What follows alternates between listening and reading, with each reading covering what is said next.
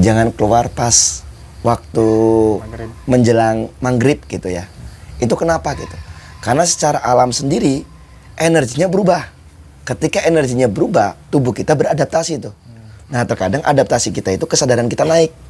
Nah, itulah yang terkadang kita melihat makhluk-makhluk astral. Bukan dia yang menampakkan diri. Pocong ya Mas ya. Itu juga dari hasil visual ya menurut saya gitu.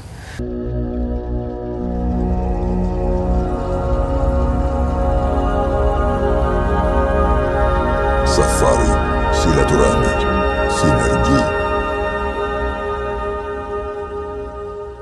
Mungkin ini mudah-mudahan bisa menjadi satu keilmuan ya buat teman-teman dan pengetahuan gitu.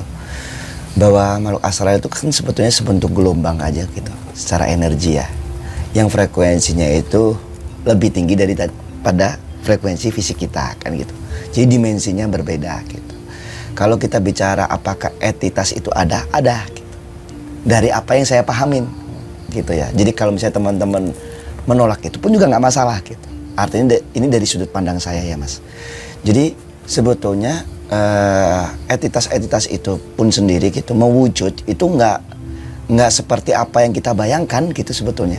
Jadi karena misalnya gini Mas, itu hanya kesepakatan yang memang itu udah diinjek ke kita sebelumnya tuh.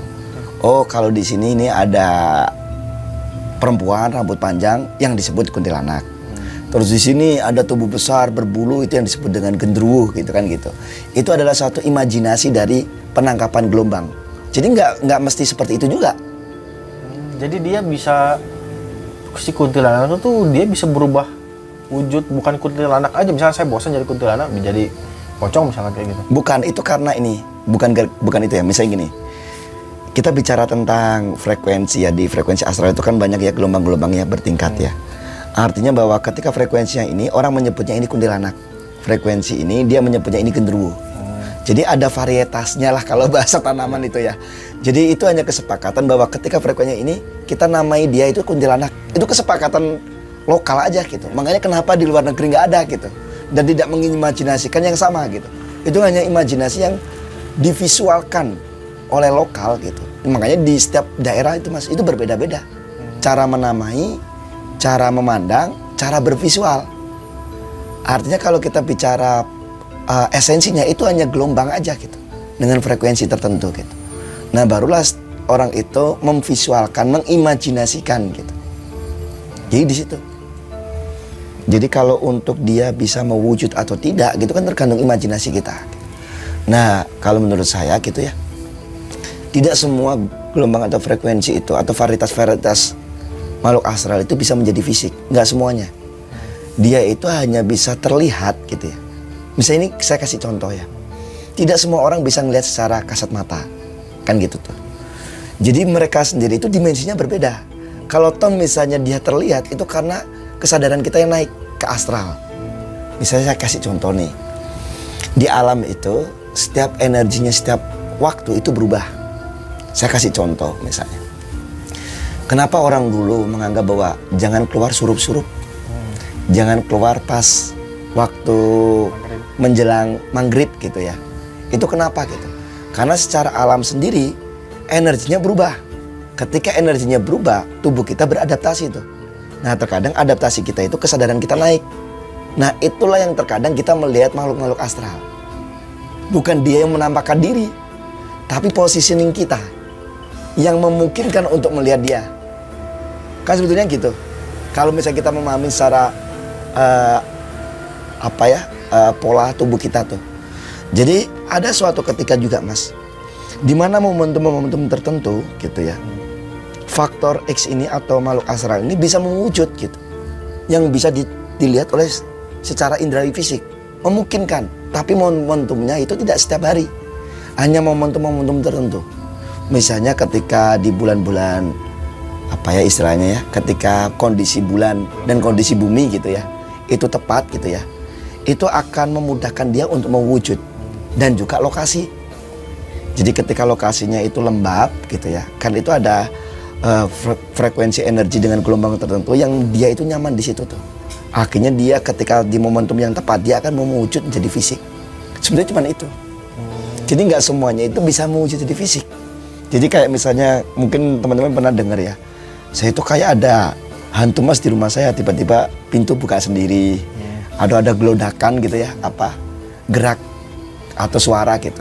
Sebetulnya nggak semuanya bisa untuk menyentuh fisik ini, nggak semuanya, hanya tertentu aja, varietas tertentu yang bisa menyentuh jadi fisik. Nah, yang bisa menyentuh fisik itu sejenis gaib yang seperti apa?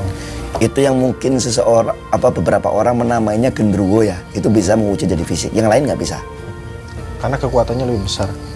Ya bukan kekuatannya, kayak misalnya kita bicara gini lah mas, kenapa ikan bisa berenang gitu ya, karena memang fitrahnya gitu. Nangkepnya maksud saya, kalau yang lain memang nggak bisa, genderuwo aja yang bisa gitu. Jadi kalau kita memaksa burung untuk berenang juga nggak mungkin kan gitu, yang bisa berenang adalah ikan. Nah mereka pun ada varietas-varietas itu. Misalnya kayak gini lah, saya sama seseorang A gitu ya mas ya, yang dia ahli memanjat gitu ya, dan saya itu hanya ahli bertani gitu. Dan emang semua manusia itu bisa memanjat mas, yang nggak semuanya yang punya keahlian itu gitu. Yang memang basicnya itu gitu. Ya. Gitu. Terus banyak kan di media sosial ini kayak penampakan yang tertangkap kamera CCTV. Itu tuh sebenarnya betul apa enggak mas? Belum tentu betul, belum tentu ya, tapi memungkinkan. Tapi nggak akan semuanya kayak gitu tuh, menurut saya tuh. Nggak mungkin semuanya itu bisa tertangkap kamera, hanya momentumnya aja tepat gitu mungkin. Itu yang saya ceritakan ketika kondisi alam energinya memungkinkan dia untuk menjadi fisik, cuman itu. Terus apa itu yang disebut tempat angker sama yang biasa kan ada rumah angker, ada orang sebut itu banyak hantunya. Itu apa sih sebenarnya rumah angker atau tempat angker? Oke. Sakral itu apa sih? Saya kan ini menarik ya. Jadi ada beberapa hal gitu ya. Ketika kita bicara itu tempat itu angker sama sakral, itu suatu hal yang mungkin secara esensi sama, yaitu adalah gelombang energi ada di wilayah tersebut. Jadi ada pusaran energi di situ. Misalnya saya gini aja mas ya, pikiran kita itu sama dengan energi gitu. Energi sama dengan mind. Misalnya saya gini aja lah, ketika saya ngobrol nih, rumah ini angker, ada ini, ada ini, ada ini. Dan banyak orang yang mengakuin dan menerima informasi afirmasi dari saya. Maka mereka akan berpikir bahwa rumah ini angker. Disitulah gelombang otak kita menghasilkan energi bahwa akan mewujudkan bahwa tempat ini dipenuhi energi yang menyeramkan. Jadi sebetulnya kalau kita bicara seperti itu tuh, itu tentang energi, tentang gelombang energi. Kalau di tempat-tempat yang sakral gitu, itu memungkinkan, kalau saya memahami ya, ini dari sudut pandang saya mas. Jadi ada beberapa tempat yang disakralkan gitu. Karena menurut saya itu bukan hanya tentang hal-hal yang mistis gitu, atau tentang adanya makhluk gaib, tapi ada sesuatu hal yang sangat perlu dijaga.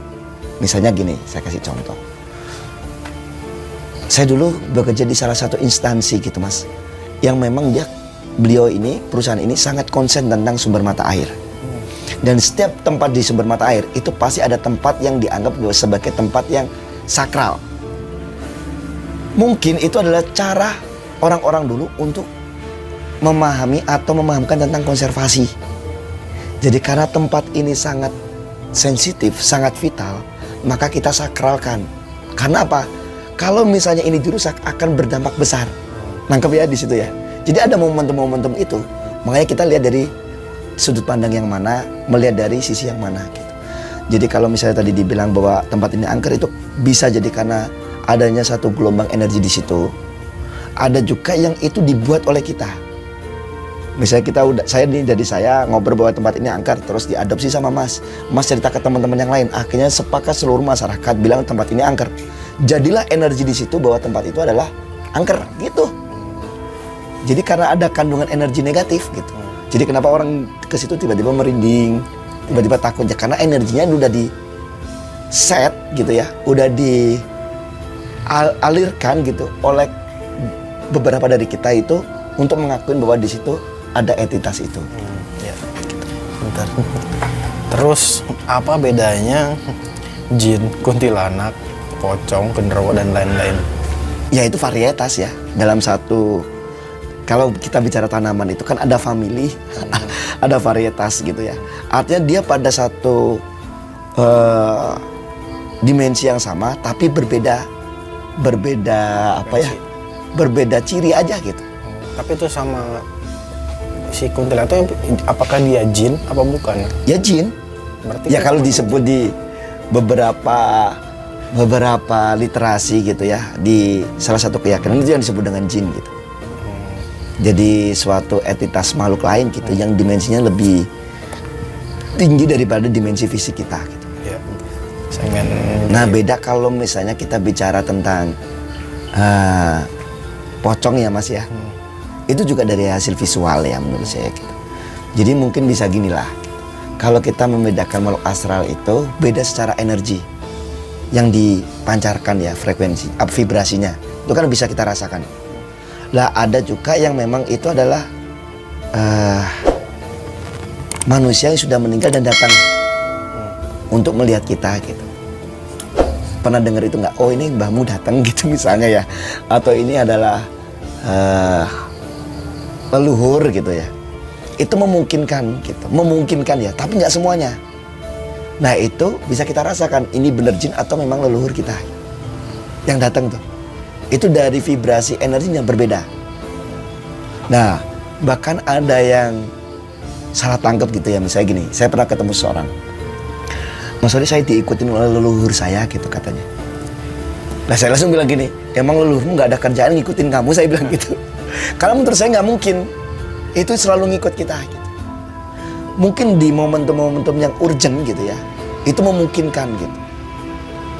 Tapi bisa jadi itu adalah entitas lain, yaitu makhluk astral yang menyerupai atau berpura-pura seperti mbah kita. Memungkinkan. terus ada kan yang tafsir mimpi. Ada yang mimpi ular, atau mimpi ini, terus mimpi hantu. Itu tuh sebenarnya ada hubungannya nggak sih Mas dengan mereka tuh bisa mengganggu lewat mimpi gitu? Apa bisa ngasih kode-kode lewat mimpi? Apa hubungannya mimpi dengan mimpi? Ya karena kalau kita bicara kesadaran dimensi kita itu kan berlapis ya Mas. Kalau kita bicara di sini kan dimensi fisik nih. Nah kalau kita tidur itu kita kan melampaui beberapa dimensi tuh. Ketika kita melihat, jadi kalau misalnya kita mau memahamin ya, jadi dalam pandangan saya itu tidak ada satupun orang yang bisa mentafsirkan mimpi seseorang. Menurut saya ya, itu hanya kesepakatan yang mungkin udah diklasifikasi ya. Oh orang mimpi ini di data oh berarti kalau orang mimpi ini kejadian ini. Itu belum tentu juga terjadi. Jadi artinya yang bisa memahami tentang mimpinya itu adalah orang tersebut. Karena apa? Mimpi itu berpengaruh tentang memori, tentang situasi, tentang pengalaman hidup kita. Itu pasti berpengaruh. Jadi nggak mungkin orang yang tidak mengalaminya itu bisa menafsirkan apa yang dia rasakan. Misalnya kayak gini, Mas menceritakan tentang mimpi Mas gitu. Terus Mas Odi itu mimpi ini maksudnya apa ya? Saya nggak akan mungkin bisa jawab karena Mas yang mengalaminya. Dan yang bisa menerjemahkan adalah Mas gitu. Jadi nggak semuanya mimpi itu simbol Mas. Bisa jadi mimpi itu adalah suatu ketakutan yang timbul dari memori kita. Jadi alam bawah sadar kita. Jadi kayak misalnya gini, sering kita mimpi itu dikejar-kejar hantu misalnya. Atau kita mimpi itu buruk itu kayak misalnya jatuh dari mana gitu. Atau mimpi melihat apa, makhluk-makhluk yang menyeramkan. Itu adalah mimpi-mimpi di level astral. Beda dengan mimpi yang dimaksud dengan simbol gitu ya, atau pesan. Itu beda, nggak seperti itu. Mimpi yang dimaksud sebuah pesan itu pasti simbolik. Misalnya nih, saya waktu itu bermimpi, saya diberikan sesuatu oleh Mas gitu. Nah itu tongkat gitu. Nah itu bisa jadi simbol. Tongkat ini simbolnya apa sih? Oh mungkin simbol tongkat ini adalah simbol kepemimpinan. Simbol teritorial wilayah, kekuasaan. Nah bisa seperti itu. Jadi nggak semuanya itu bisa diartikan gitu. Tergantung di dimensi mana kita bermimpi gitu. Karena kan sebetulnya mimpi itu akan menjadi pesan ketika kita mampu mengamatinya. Kalau kita terbawa pada mimpi, itu impossible itu sebagai pesan.